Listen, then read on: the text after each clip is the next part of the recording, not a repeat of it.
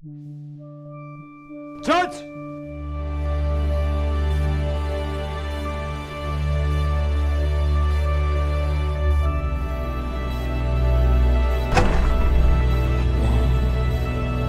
Pichichi.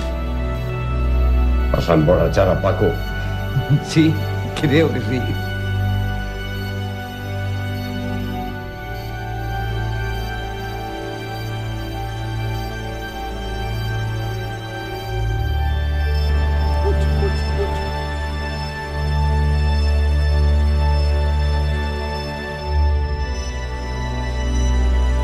Sí.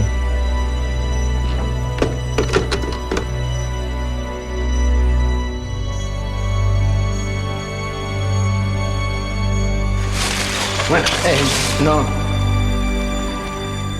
Pero si no son más que huesos, hombre. Hala, déjalo usted en paz. Es mi mujer. El viejo está loco. No le hagáis caso. No, no estoy loco.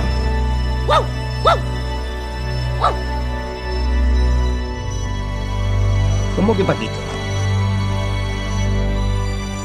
La Virgen lleva llorando desde hace siglos.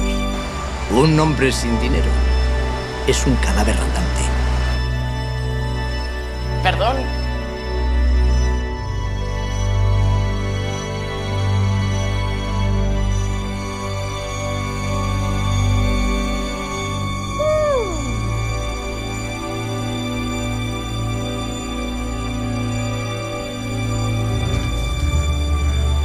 Esto es lo más bonito que has hecho en tu vida.